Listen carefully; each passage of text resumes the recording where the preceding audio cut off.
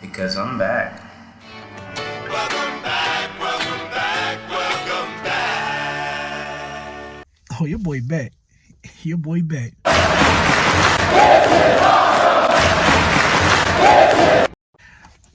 It's your boy Jay Nice. This is Awesome TV. I'm your host. Well, you know I'm going to always give you the good, the bad, and the ugly. It's been a while since we did this, but let me keep you up to date with everything. It's 2024. Your boy feeling good, you know, about to go to the gym, do my thing, whatever. But yeah, let's get into it. It was a big weekend for wrestling. Yes, EW had a show, New Japan Pro Wrestling had a show.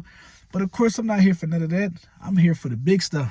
TNA is back. Yes, TNA had their first premium live event of the year, Hard to Kill, under the new monarchy. So of course, you know, I got to go ahead and get into all of that.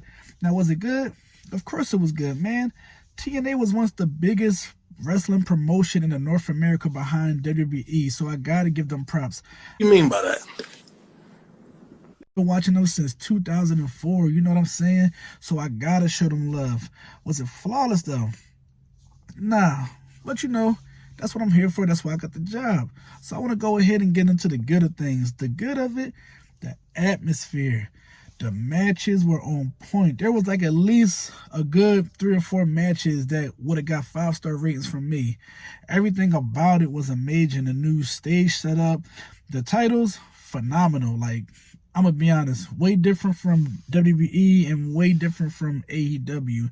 And just everything about it, like, you had the Fatal 4-Way tag team match that was fire, the X Division Championship match, Josh Alexander and Hammerstein. If you like big, meaty men, in the words of Big E, What do you mean by that? you will watch that match because that match was fire. Trinity gave her best match of her career, possibly her swan song. I mean, everything about Hard to Kill was hard to kill, if you get what I'm saying. But flawless. The debuts was well executed. AJ Francis, Girls with Young Vets, and of course, formerly known as Dolph Ziggler.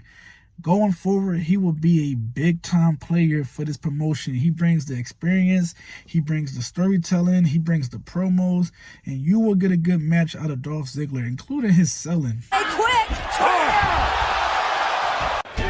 And another spear by Goldberg. And another spear. Top notch. Like, it's going to be a fire TNA moving forward, and I hope they get a good TV deal and continue to climb that ladder of success. But none of that comes without bad. So let's go ahead and get into the bad. The bad is the storytelling. Now, a lot of wrestling companies can't seem to understand the importance of it, mainly being AEW. But in order to get a crowd invested in the character, in order to get a crowd invested in the match has to mean something beyond being in the square circle. Yes, like, you have to get us emotionally involved, have us relate to the match. You know, a lot of matches that happen didn't really have a reason to happen. It was just for the art of entertaining the fans. And I get it. We're going to always be entertained, but it comes 50-50. We want the match and we want the storytelling. Moving forward, if TNA can actually bring that to the table, they would generate sales and they would generate interest. They're like smack dab in between. You know what I'm saying? They can do the match and they can actually tell a story. But being as 2024, you know, get the ball moving. You know, I'm not going to pile too much on their plate, but when they start to get that down pat, everything else is just going to fall in line. Now, let's get into the ugly. And this is to no fault of her own. Formerly known as Dana Brooke, debuted as Ash by Elegance, and the internet went crazy. Of course, you already know they're comparing her to Toni Storm, and I see why. You changed the hair color, you changed the attire, you changed the name, then you got the little servant by you. It gives Toni Storm 100%. Now, if it works for you, it works for you. You know what I'm saying? Dana Brooks is obviously athletic. She's somebody that can give a lot of knowledge to the younger generation, which is what TNA is attracting right now. But if she wants to break out and be that woman's champion, if she wants to break out and do all of these amazing things in her career, she gotta get it down packed. You know what I'm saying? And I feel like with the name change and the character repackage, is not off to a good start. Is bullshit.